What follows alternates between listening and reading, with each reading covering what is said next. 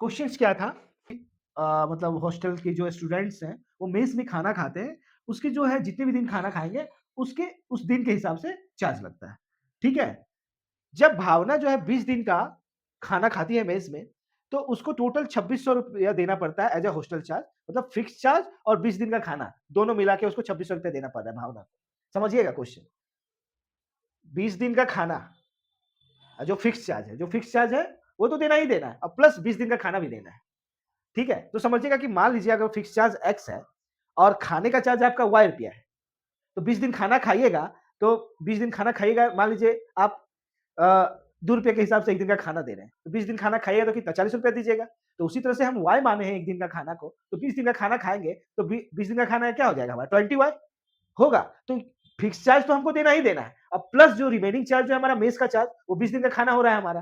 तो total charge भावना कितना दे रही है ₹2600, तो फिक्स चार्ज अब प्लस 20 दिन का खाना, तो x plus 20y equals to 2600, ये फर्स्ट इक्वेशन हमारा मिल जाएगा, कंडीशन 1। ठीक है, दूसरा कंडीशन क्या है, दिव्या जो है 26 दिन का खाना खा रही है, दिव्या 26 दिन का खाना खा रही है, ठीक है, और हॉस्टल का तो चार्ज फिक्स ही है, तो x 26 दिन खाना खाई, तो यानी कि खाने का चार्ज हम y माने हैं, तो x हॉस्टल चार्ज फिक्स है, और 26 दिन का खाना 26y हो गया। तो दूसरा कंडीशन क्या हो गया, x प्लस 26y, वो हमको टोटल कितना दे रही है, 3020 रुपया पे कर रही है हॉस्टल चार्ज।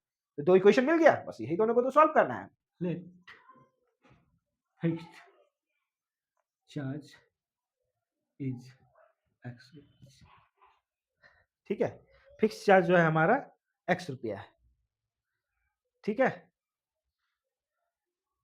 और charge for food per day is 1 rupees, ठीक है, फिक्स चार्ज x रुपया है, और चार खाने जो खा रहे हैं हम डेली का वो y रुपया है, ठीक है। तो कंडीशन 1, कंडीशन 1 क्या है हमारा भावना के केस में, कंडीशन 1 फॉर भावना, भावना के केस में क्या है, भावना जो है 20 दिन का खाना ले रही है, ठीक है, मेस से। सी took she has taken 20 days food from mess, ठीक है, तो एक दिन का हमारा है 1 day charge is y rupees, then 20 days charge कितना हो जाएगा 20 into Y, that means 20y, ठीक है। तो total is that total amount that she need to pay, या she paid, total amount that she paid कितना, फिक्स चार्ज तो देना ही देना है, और प्लस 20 दिन का खाना खाइए मेस में, कितना दिया वो टोटल अमाउंट 2600 रुपया, x plus 20y, equation first, ठीक है। अब आ जाइए दूसरा कंडीशन दिव्या के केस में, इसको हम लोग नोट करते हैं, x plus 20y equals to 2600, ठीक है, इक्वेशन फर्स्ट। अब आते हैं हम लोग दिव्या के केस में, कंडीशन 2,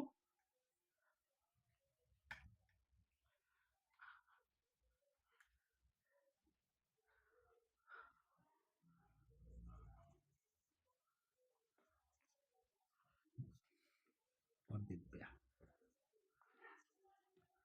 दिव्या के केस में आते हैं। तो दिव्या के केस में क्या है, she has taken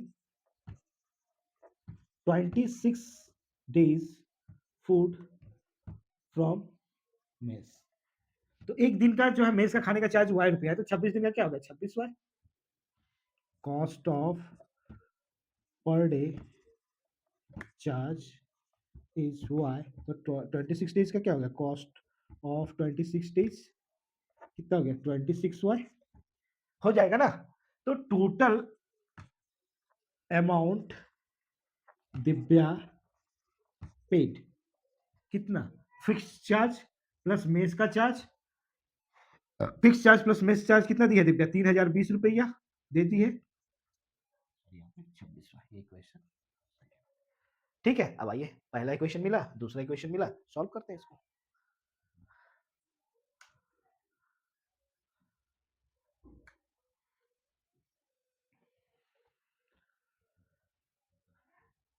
x plus 20y equals to 2600 और x plus 26 y equals to 3020।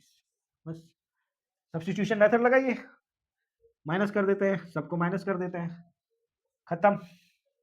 ठीक है, ये क्या हो जाएगा 6y, ये हो जाएगा 2600 में 320 क्या है 420, y आ गया आपका 420 बटे 420/6 को आ गया आपका, y आ गया आपका 70 रुपीज। ठीक है, अब जो है